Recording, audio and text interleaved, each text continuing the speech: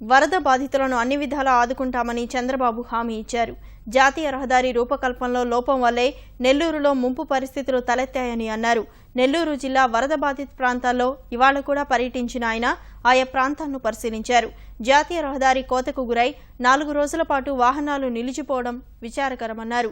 చెరువులు, జలాశయాలకు వెంటనే మరమ్మతులు చేపట్టాలని అధికారులను ఆదేశించారు. జిల్లాలో పరిస్థితిని చక్కదిద్దేందుకు ఆదివారం కూడా వరద ముంపు ప్రాంతాల్లో పర్యటిస్తానని చంద్రబాబు స్పష్టం చేశారు. నేషనల్ హైవేలో నీళ్లు పోయేదానికి అవకాశం లేకుండా పోయిన దానివల్ల ముంపు గురయ్యే పరిస్థితి వచ్చింది. అంటే డిజైన్స్ అన్ని కూడా డిఫెక్టివ్ డిజైన్స్ ఉన్నాయి. ఇంకో పక్కన మీరు చూస్తే నెల్లూరు ట్యాంక్ ఉంది.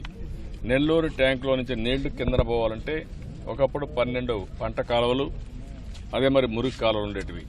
ఈరోజు అన్నీ పోయినాయి. ఆయకట్టు పోయింది. ఆయకట్టు అంతా కూడా కమర్షియలైజ్ అయిపోయింది. ఇంకో పక్క మనం చూస్తే మన వాళ్లకు ఆ యొక్క ఆశ, గ్రీడ్, దాంతో మొత్తం ఆపేసుకున్నారు. మొత్తం బిల్డింగ్లు కట్టారు. దాంతో ఈరోజు వర్షం వచ్చే కొందికి కొన్ని ప్రాంతాలు ముంపు గురైనాయి. చాలా ఇబ్బంది పడ్డారు. 4-5 రోజులుగా ముంపులో ఉండే పరిస్థితి వచ్చింది. ఇవన్నీ కూడా మ్యాన్ మేడ్, మనిషి యొక్క మానవ తప్పిదాలు తప్ప ఇంకోటి కాదు. ఇవన్నీ కరెక్ట్ చేయాల్సిన అవసరం ఉంది.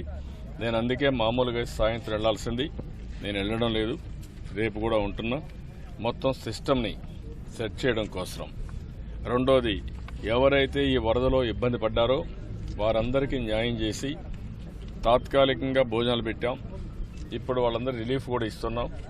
25 కేజీల బియ్యం, 1 కేజీ పప్పు, 1 కేజీ చక్కెర, 1 కేజీ పామాయిల్, ఇవన్నీ కూడా అందుబాటులో పెట్టాం. ఫేర్ ప్రైస్ షాప్లో పోయి తీసుకునే అవకాశం ఉంటుంది. ఎవరైతే ఇండ్లు పడిపోయినాయో పక్కా ఇల్లు అయితే 50,000 ఇస్తున్నాం.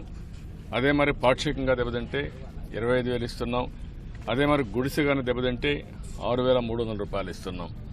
ఇది కాకుండా పంటలన్నీ ఎన్యూమరేట్ చేయమన్నాం. పశువులైన దెబ్బతింటే అవి కూడా ఎన్యూమరేట్ చేయమన్నాం. ప్రతి ఒక్క దానికి ఒక నామ్ పెట్టాం. ఇవన్నిటి కూడా నష్టపరిహారం ఇస్తున్నాం.